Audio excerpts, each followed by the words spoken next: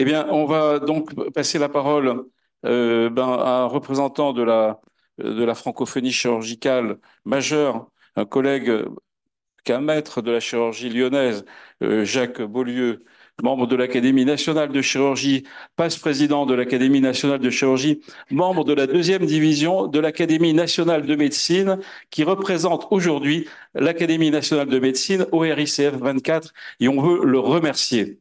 Bravo pour ta présence et pour nous parler d'un sujet fondamental sur lequel tu travailles depuis de nombreuses années, c'est le développement de la coopération chirurgicale avec le Cambodge, mais tu as fait également de grands développements avec l'Amérique du Sud, en particulier avec le Mexique, et donc pour l'enseignement de la transplantation hépatique. Et je crois que l'Académie nationale de chirurgie tient à te remercier pour ta présence ce matin. Merci beaucoup. Bon, d'abord, merci au comité d'organisation, merci à toi d'avoir choisi ce sujet qui est le cœur de ma vie quand même, puisque j'y consacre mon activité depuis 26 ans. Euh, pour un rapide mise en forme, le Cambodge, vous le savez, est à 11 500 km de la France, situé entre le Laos, la Thaïlande, le Vietnam, 17 millions d'habitants maintenant. La capitale est Phnom Penh. Alors, il y a des antécédents qui ont favorisé la francophonie. Le Cambodge, je le rappelle, a été un protectorat français pendant une centaine d'années, à la demande des Cambodgiens, et c'était du temps de Napoléon III que le Cambodge s'est inséré dans l'Indochine française. Pendant cette période, la France a fait beaucoup pour la médecine. En particulier, je rappelle la fondation d'un hôpital mixte, qui est maintenant un hôpital militaire, avec 1000 malades. Dans cet hôpital, il y avait 2 médecins français, la création d'une école d'officiers de santé. Mais en 1953, le roi Sihanouk a pu obtenir, sans difficulté, sans effusion de sang, l'indépendance du Cambodge et a développé une politique de neutralité. Pendant cette période, il y a eu un certain déclin de l'influence médicale française, tout d'abord, mais tout de même, la création d'une faculté de médecine en 63, avec la première thèse en 63, et la construction de l'hôpital Calmette, que tous ceux qui sont allés au Cambodge connaissent, et qui est un hôpital de pointe, influence francophone actuellement. Mais il y a eu la terrible période des Khmers rouges, du génocide des Khmers rouges. Le français a régressé puisqu'il n'a plus été enseigné à l'école primaire à partir de cette période. Et la pénurie des hôpitaux lui a fait suite. Il y avait en 1975 19 professeurs, dont 4 français, et 431 thèses avaient été soutenues à ce moment-là, toutes en français. J'ai rapporté ces diapositives très impressionnantes que j'ai prises à la faculté en rouge. Quand les Khmers rouges se sont introduits dans la faculté, ils ont mis les médecins à genoux, leur ont traversé les orbites avec des tisons ardents, et vous avez la liste des morts en rouge, professeurs et assistants, chefs de travaux. À la fin de la période, sur les 531 médecins, il n'y avait plus que 42 survivants. Après un retard de plusieurs années, la faculté a rouvert, et je remercie le professeur Miss Hamdi, qui vient de nous quitter, radiologue, qui avait été le premier doyen et qui avait introduit le français, essentiellement, comme langue de travail, essentiellement pour lutter contre la vietnamisation courante, puisqu'il y a eu 10 ans d'occupation vietnamienne communiste dans ce pays. Tous les documents ont été rédigés en langue française. Cette diapositive est très importante puisqu'elle montre qu'en octobre 91 ont été signés les accords de Paris.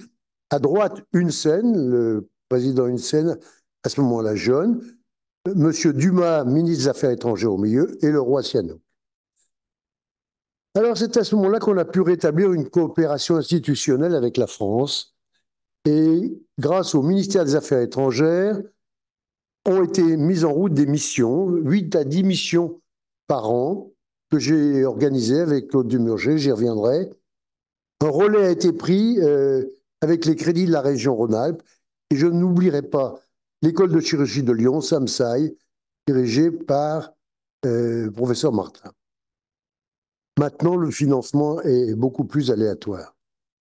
Alors, cette histoire, sans rentrer dans les détails, ce cursus hospitalo-universitaire, je l'ai réalisé à la française, en accord avec Claude, qui était coordinateur au Cambodge, Claude Dumurger, ici sur la photo, et moi, directeur pour la France, avec un concours d'entrée.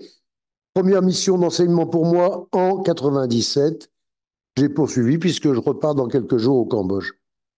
Actuellement, nous en sommes au concours d'entrée de la 24e promotion. Le modèle d'enseignement, c'est le modèle que j'avais pu mettre en place sur la base du Collège français de chirurgie. Certaines se souviennent sans doute de ce livre rouge que nous avions rédigé et que j'ai adapté au Cambodge avec les maladies du Cambodge qui sont différentes des nôtres, les plaies par mine antipersonnelles, les bilharzioses, etc.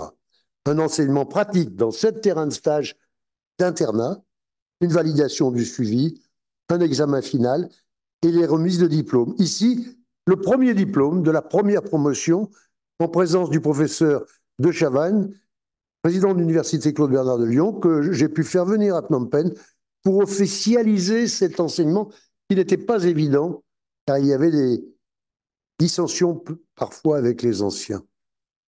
Ici, c'est la deuxième promotion reçue au Palais Royal, qui a reçu une bourse très importante du ministère du roi, Sihanouk, qui est sur la photo au centre, et c'était une sorte d'officialisation de cet enseignement. Nous avons mis en place aussi les thèses de doctorat, le congrès de chirurgie, les stages de spécialisation en France. Alors, cette diapositive est émouvante. À gauche, les thèses rédigées parmi les 431 thèses. Et le dernier a été une thèse sur le cancer de la vulve. C'était en français. Il a été assassiné 9 jours après l'entrée des Khmers rouges en France. Un trou de 20 ans au milieu. Et cette diapositive montre la reprise des thèses en médecine qui sont rédigées actuellement en français. Nous sommes là pour parler de la francophonie. Environ 1713 ont été rédigées à l'été 2024. Le congrès de chirurgie, tous les ans, a été restauré avec la Société cambodgienne de chirurgie. Et j'ai montré ici un des programmes. Vous reconnaissez le professeur Launois qui a présidé ce congrès il y a quelques années, mais beaucoup de Français, beaucoup de membres de l'Académie nationale de chirurgie, puisque vous voyez le logo de l'Académie de chirurgie qui parraine régulièrement ce congrès. Je remercie le secrétaire général qui m'aide pour la diffusion du programme. Enfin, les stages de spécialisation en France, ça c'est très important. À l'issue de leur internat, qui est de 4 ans maintenant, les étudiants sélectionnés, selon des critères très rigoureux, peuvent venir en France pour un stage de 1 à 2 ans. Voici le premier départ à Pochentong, l'aéroport de Phnom Penh, et où ils viennent en France pour cette période d'enseignement.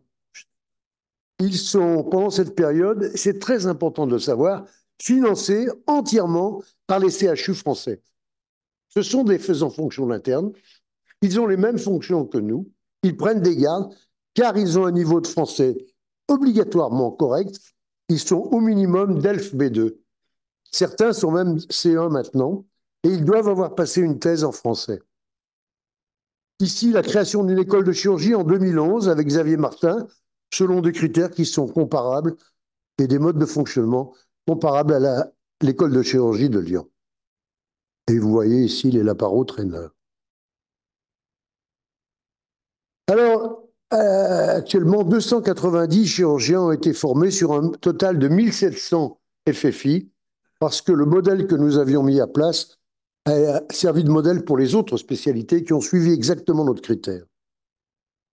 Ils ont tous, pour moi, une position professionnelle connue, à Phnom Penh ou dans les villes de référence de province. Certains, des premières, deuxièmes professions, ont été nommés professeurs. Malheureusement, les fonds de solidarité prioritaires du ministère des Affaires étrangères sont bloqués depuis 2015. Le bilan est positif, on a pu réintroduire au Cambodge, dans la tradition de l'amitié médicale, une médecine à la française, un corps de chirurgiens francophones qui est venu combler le trou humain qu'il y avait à la suite de cette horrible période où toutes les élites avaient été assassinées. Nous avons pu favoriser la création de sociétés filles, de gynécologie, d'urologie, d'orthopédie, qui sont toutes parrainées par les sociétés françaises de spécialités correspondantes. Ce modèle cambodgien, à mon avis, est à réfléchir avec un assistant technique en France. Pas beaucoup de moyens financiers, en fait, hein, et il a réussi. C'est un modèle de coopération bilatérale de terrain qui a été classé comme ringard et pourtant remis à l'actualité, en particulier depuis un article américain du Lancet en 2015. Alors cette diapositive est extrêmement récente, elle est impressionnante, elle a été prise dans les jardins de l'ambassade de France le 16 octobre 2024 en présence de l'ambassadeur et du ministre de la Santé.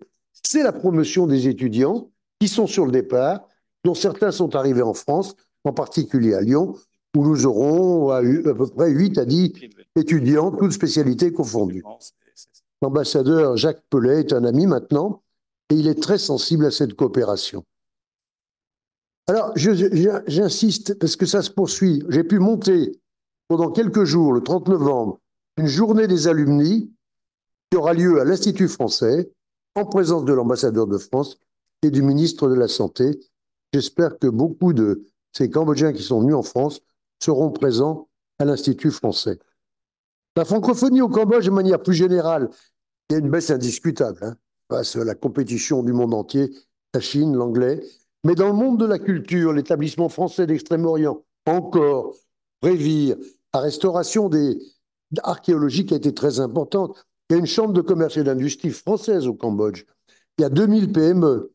L'enseignement étant français dans les facultés de droit, de sciences économiques, de médecine, à l'Institut de technologie du Cambodge, avec des échanges d'étudiants. Le lycée Descartes, 1100 étudiants, dont 60% sont cambodgiens, avec un grand nombre reçoivent une bourse du gouvernement de l'ambassade de France, et l'Institut français qui développe la culture, littérature et cinéma. J'ai pu, avec l'Académie nationale de médecine, monter pendant la période de Covid pour maintenir une influence française des webinaires réguliers.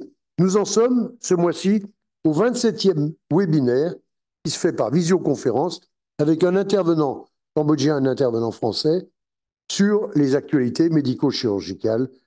Le prochain thème sera un thème de chirurgie cardiaque infantile. Actuellement, il y a 463 000 francophones au Cambodge. Il y a une certaine volonté de retour à la francophonie. Le Cambodge est l'un des 88 membres de l'Organisation internationale de cette francophonie.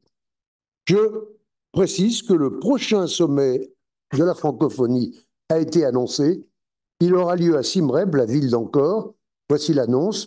En 2026, ce sera le 20e sommet de la francophonie. Alors à la fin, je peux dire que la France occupe encore une place préférentielle dans le domaine médical cambodgien. Il y a une bonne réputation de la médecine et des médicaments français. Les jeunes médecins restent attirés par la France pour parfaire leur formation de spécialité, 4 ans d'internat, 1 ou 2 ans de complément. Et bien que les investissements financiers diminuent, à mon avis, l'investissement humain et la motivation continue, il doit se poursuivre, il doit être aidé. J'annonce ici le congrès de la Société cambodgienne de chirurgie, où je serai présent le 24 novembre 2024. Je vous remercie. Alors, j'ai prévu... Un collègue cambodgien est en ligne et qui attend de prendre la parole. Cheng Ying, un de tes élèves. Qui a été un élève du DES de chirurgie, qui a fait son complément de formation en France, qui est un nouveau membre que vous avez admis à l'Académie de chirurgie, qui est Ying Cheng, est venu récemment. C'est un excellent neurochirurgien, chef du service de neurochirurgie de l'hôpital Calmette. On peut lui donner la parole. Il est en ligne. Voilà. Le voilà.